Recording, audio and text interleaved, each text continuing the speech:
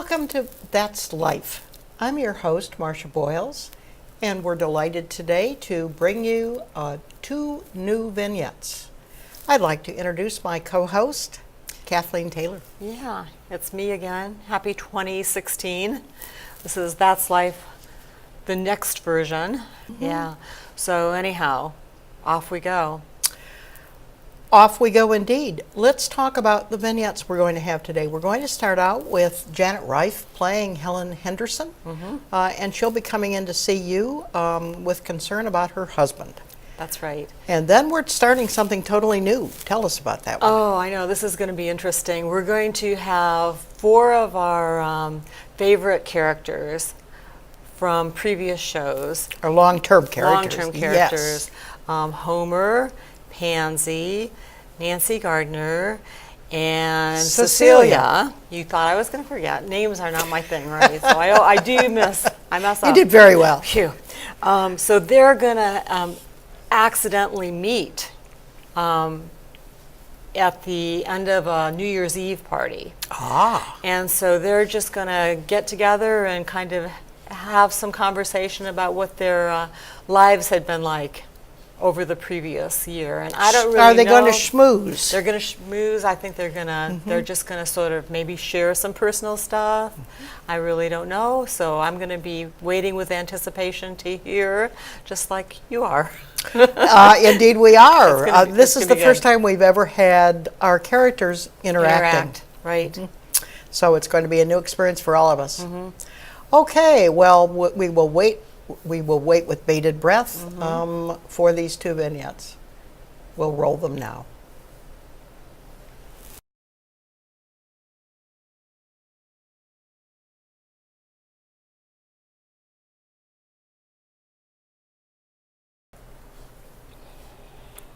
Four, three, two, one. Hi, Helen. How are you doing? I'm good, Kathleen. How are you today? Good. So, Good to see you. yeah, I know you're gonna give me a little bit of a follow-up on what you and your husband have been doing in terms of kind of finding out how his memory loss might be impacting him. Tell me Sure. what's going on. Sure. Well, the last time I talked about that I needed to talk with him directly and tell him about my concerns. So that was kind of the first thing that we did. And he has always been interested in scientific studies of the brain. So I said to him, Hank, I'm concerned. There seems to be some loss of memory and some difference in your conversation. And so I wonder if you would be willing to find out a little bit more. If there's something going on in your brain that is changing, we would want to know. You would want to know, don't you think? And he agreed. Yeah. So Did he ask you about what you'd been noticing, or did he just kind of agree? well, I brought up the missed bill, which again we had sort of smoothed over before, and I tried to bring it up gently because I mean he has always done these things for the family, always done our bills, Sure. and you know it's something that he prides himself in. So I Right. brought it up gently, but he did remember that, and so I asked him if we could perhaps do this MOCA test again, and told him that this was the test that we had taken when we first got here, so he remembered that. Good. Good. So You had the MOCA done at the medical center. we did, yes, and I told him I would do it too. We both did it. So his score came down at 22, and they did give us some interpretation of that shows some beginning memory loss. Okay. We didn't get a whole lot of explanation, and not a whole lot to really go on, but we some basic explanation. Okay. And then, and we didn't really talk about it when we got home. You know, we kind of got home and moved on. So, So that probably needs more conversation at some point. it probably does. Yeah, It and probably we does. can arrange for that too. Yeah. Is he asking any questions at this point about? He didn't sort of like want to know more, or just sort of accepted it? Is that? Well, you know, I think there's a little emotional denial, and you know, I have to go do something else now, and Right. and I didn't choose to go there again. Sure. I have been looking at the bills which is good for me too, because as I said, I've always relied on him to do this. So I've been looking at the checkbook and the Visa bills. And so one thing that caused me great alarm was I found a charge on the Visa bill for Jamaica travel, $458. Yikes. What is that? Because we certainly had not been to Jamaica. I would have remembered. You would have remembered, yeah. So I called the number on there myself, and it said that it had been one of these phone calls that you get. You have been especially selected. You've won a free trip to Jamaica, and but of course it's not free. There are always hidden charges, and he had bought into that and put it on the charge card. So I mentioned it to him the next day, and he had no recollection of it. I showed him the entry in the Quicken, and he just looked very alarmed. He did not realize he had done that at all. So I told him I would need to call and see if we could get it canceled. And he looked very hurt, and I felt really sorry for him in that moment. He was really shocked that He was would shocked have made that mistake. That he could have done that Yeah. and then could not remember. Yeah. There again, we didn't talk about it at length beyond just that. But I was able to get it, not through the company, but I was able to get it changed through the Visa bill. They were able to cancel that charge, so we didn't. So you kind of took care of that. I did take care of that. Yeah. So. And then I guess the next question is, how are you going to kind of manage that? He normally would be writing the checks. So did you guys Right. talk about, kind of sort of how to safely manage the finances now that he might be having some memory loss? I think that's our next step, to try to talk, and whether we can do that ourselves or whether we need another person's input, I'm not quite sure. Yeah, yeah. Well, I think that what I really love about what you're saying is that you're really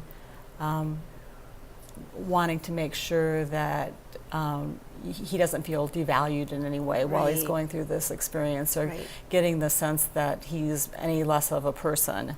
Right.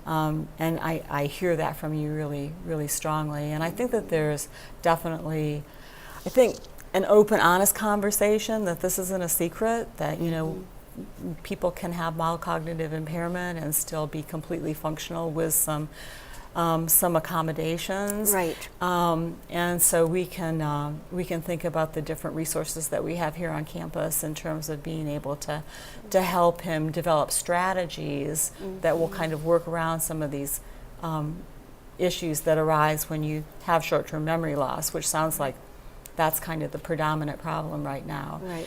And also, you all can, you've been a team for a really long time, so you all can put your heads together too and figure out what works for you.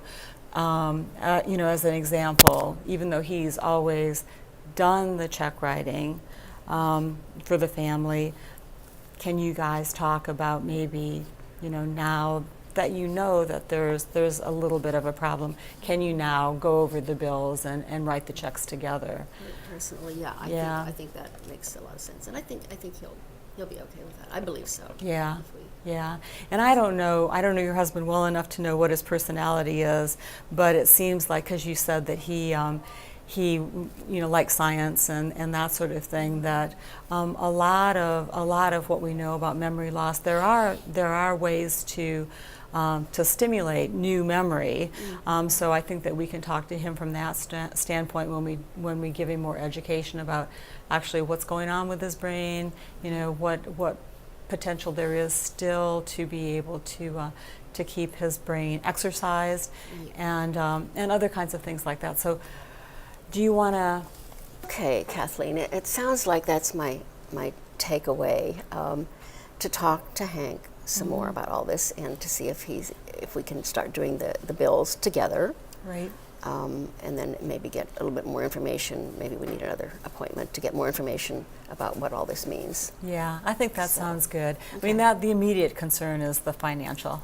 Yeah, it is. Concern. It is. And then I think I just encourage you to be open, and encourage him to be open about how he's feeling. How he's This has feeling. got to be really pretty hard. Right. And it seems like he maybe is holding some things in. He doesn't seem yeah, I like think he's so. verbalizing to you. You're seeing, signs that he is concerned, but he's not telling you. Right. And again, since you've had this great relationship, this should be something that you guys can talk through as well. Yeah, I think so.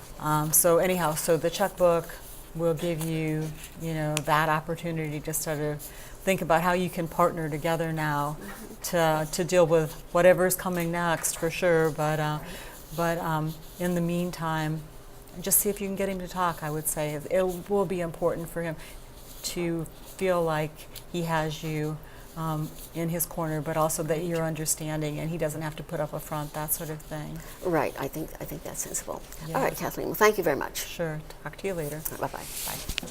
Bye.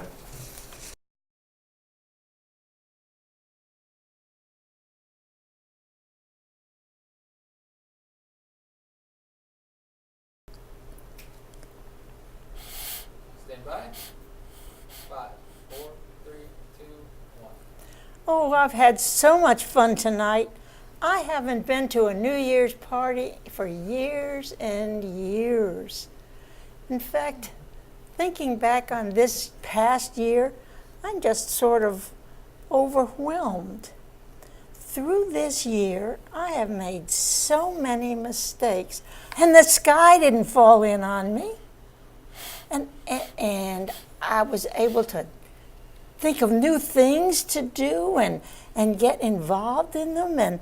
And I'm just so thankful for the year that I've had. And I'm also thankful for you, my friends, who have been forgiving of my misjudgments through the years. And you've given me a hand up when I needed it and some encouragement. And it's just meant so much to me. Do you know that I think I have matured more in this 1 year than in all the rest of my 87 years put together? But you know what? People keep asking me, have you made New Year's resolutions? I don't make, do you make, Homer, do you make New Year's resolutions? I've never been very good at New Year's resolutions. By the way, some of those misjudgments have really been entertaining. I really enjoyed them. This year, Winnie died in August, so it's been 4 months. And I'm kind of evolving in the sense of how does my, I shouldn't say routine, what kind of a routine, that's probably not the right word, but what will my lifestyle do? One of the things, and so I have to think about that. One of the things I'd like to do, I have started to volunteer. One of the things that I would like to do is to try to determine how I can contribute to the community. And plan that around things that I have planned, and I got a lot of things planned, travel and so on. So I'm not sure I know right just yet what my resolution should be, Well, but I'm working on it. I don't know that we have to have resolutions necessarily. I've had a big, different kind of year. I've started off, well, for many years my daughter and I have not been close at all. And this year it has been wonderful. We became closer, and she is happy, and she's now married. And she was married to Greenspring, actually, and she married another woman, which is certainly new in my life. So I don't know what kind of resolution I would have either, but I've made many friends here, and I have to add what a great party that was. And so we'll just see what happens. I just hope that this coming year will bring my daughter and myself closer and to her new wife. So that's my resolution. And first of all, it's very nice to know all of you and to see all of you sitting here waiting for the shuttle. My resolution is really to learn how to deal with my medical diagnosis. I've had a fairly serious one, and I'm not sure how to handle it. I really thought I would tell my children over the holidays, but I didn't want to ruin the holidays. I wanted them to I wanted this to be the year where I still was who I always was, and I didn't want them to look at me differently. So I've got to learn to come to grips with all of it this year. You know what I've learned? Circumstances change your perspective, don't they? Oh boy, do they. Well, don't you think we change with Yes. every situation we have to cope with? I think makes us a different person. Yeah, yeah. Certainly, I've changed, partly because of Winnie's death, certainly, but even before, I've become a people person, and prior to that, between family and a very challenging career, I didn't have time for people, even though I like people. Now I really enjoy people, so I'm changing in many ways. And I'm learning how people deal with everything that we deal with as we age. And that's helping me a great deal. And the opportunity to meet so many people who have had overcome so much. It really helped me. Hey, look, here comes the shuttle. Oh, it's about time, isn't it? Happy New Year, everyone. Happy New Year, my friends. Welcome back. Kathleen, those were most interesting vignettes today. Let's start out with you speaking with Helen Henderson. Right. That's clearly a complicated and all too common situation, and certainly must be very difficult for spouses to be dealing with. Yeah, it really is. I think it's just, first of all, the recognition that there's a problem, and then, they're in the midst of trying to discover exactly what that is, but then how it impacts the relationship when you've had, this long-term marriage where, the rules of engagement have been set forth in a certain way. And that really is the core of marriages, is, sort of how people take on different roles and responsibilities. And when some kind of a health change, a medical change, or, in this case, maybe a memory change, impacts that person, then that's going to change the relationship. And how people deal with that is really crucial. So that's, a lot of what my focus is going to be on going forward, is to keep the relationship as intact as possible. Even with changing roles within the relationship. Exactly. Exactly. Certainly her idea of doing the bills together, beginning to provide some oversight to it through really some new mutuality, Right. would seem like an ideal way to deal with it in the beginning. Yeah. I mean, hopefully that's something where they can do things together. I think sometimes being in a care partnership, one person can sometimes feel like they have to take over, and that really does unsettle the relationship balance quite significantly. I would think that it really would. Yeah. And saving some face by talking about doing it on a mutual level rather than taking over, as you're saying. And I think even just recognizing that, that person may have some short-term memory loss or some other memory problems, but they're still the same person they've always been. So not letting this particular event really just, tip things over. And that's another reason why I want her to keep coming to me. I want, if I can see them as a couple, because, what I'm sensing right now is a little avoidance in terms of, really, she's doing a lot of the hard work in terms of just bringing the situation up, but being able to talk about it as openly as possible is going to only strengthen their marriage in the long run. But it's a really hard conversation to have. So part of what I'm going to be wanting to do is to support her in being able to have that conversation and maybe know a better way to approach it with her husband. All right, so that's would be the social worker's role then, you see as supporting the caretaker. To us, in yeah, essence. Absolutely. And I mean, what I would really love is that I could get them in together. Would that be your next step? I think I would try. It really depends on the dynamics, and I'm not quite sure about those yet. This is pretty early on, but yeah.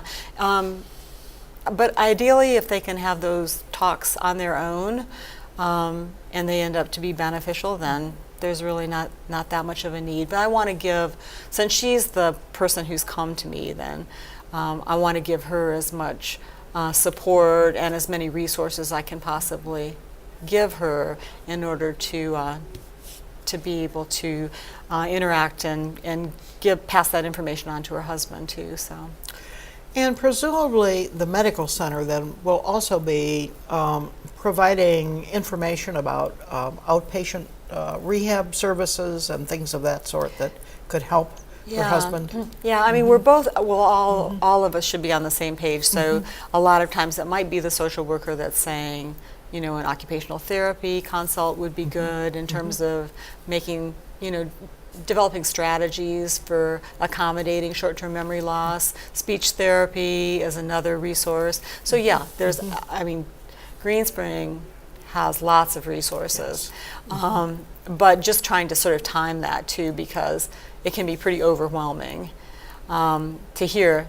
I can only imagine. Yeah. So you're just really in the first steps of providing information and support. Yeah, absolutely. And it isn't just about the resources, because I really do always want to focus on the impact of this situation on the couple or the person. It's not just about plugging in resources. It's really about helping people emotionally to be able to move forward, even though they've had some information that can be pretty tough. And intellectually in terms of problem solving. Yeah, different levels. Emotionally is one thing, intellectually is another thing. So lots of layers, as with any kind of experience that we have. It hits us on all kinds of different levels. But really I do feel like keeping that relationship as intact as possible is really important to both parties moving forward. Well, I think that was a very interesting vignette, Kathleen, and certainly we're going to be moving on in the future with that particular set of characters. Oh. Yep, absolutely. Okay, well then we had the fun one. Yeah, the after the party. Yes. Yeah. And I think they weren't feeling a great deal of pain. It was cute. Yeah, it was very good. What was your takeaway from that? Well, first of all, it was so much fun to see those characters interacting with one another. For the first time. Yeah, because they don't really ever get a chance to do that. And then to sort of see how their stories wove together and kind of resonated with each other, and you know how they all kind of fit together. But definitely, you know, the whole idea of change. You know, Yes. The journeys that all of the characters had been on over the last year, and how they had responded to those situations and grown from those situations, Yes. and at 87 matured from those situations, was great. I mean, it was great stories. It was really interesting that all four of them indicated the degree of change that they had experienced in the past year and were expecting to continue. You know, I think all of us as youngsters recall our grandparents, and at least my perception of my grandparents was that they were immutable, that they were fixed, that they were certainly not going to change from one year to the next, Right. or one decade even to the next. And I think one of the biggest surprises to us growing old is the fact that we are still changing and growing and evolving. Who would have thought? I know, but it's a good thing to realize. It absolutely is. I actually think sometimes people do think that, you know, they're not supposed to, you know, there's a point in your life where you just don't have any more problems, you know, but the fact that you do keep on rising to the occasion, you know, whatever comes at you, you know, the whole point is to just, you know, keep on keeping on, you know. And I did love too what you just said, that, you know, people had come so far, you know, looking back, but then looking forward, they felt like they had so far yet to go. Yes. You know, so there was still, you know, life ahead. There was life behind, there was life ahead. And that's a pretty hopeful thing to be thinking at It the beginning of absolutely at the is. end of one year and the beginning of a new year is that there's still that hopefulness. and- Things to look forward to, and the fact that we ourselves are changing. I Absolutely. mean, that I think is the most astonishing. Yeah, yeah. Um, And to just put it in the context of everybody, nobody's life, those 4 people, nobody's life had been easy. It wasn't like no, they had, that's right. everybody was, confronting things that were, potentially difficult. And they were doing it with grace and, dignity and Some humor, yes, right. which is the best. So, yeah. Yeah, absolutely. Well, I think, again, it has come as a surprise to all of us growing old that we can be changing, we can be hopeful, we can look forward. You can laugh at yourself A lot. a lot. Uh-huh. Yep. Some days more absolutely. than others. Yeah. Absolutely. So it really, it has been a good lesson. Well, I see our time is coming to an end here. Are there any great words of wisdom for the new year you would like to leave us with? No. I think we'll just, maybe it's keep on keeping on. Keep on keeping on. That sounds like an excellent motto for the year. That's right. I think that's a good one. Well, I think with that, Kathleen, we will close up, and we will hope to see you again next month.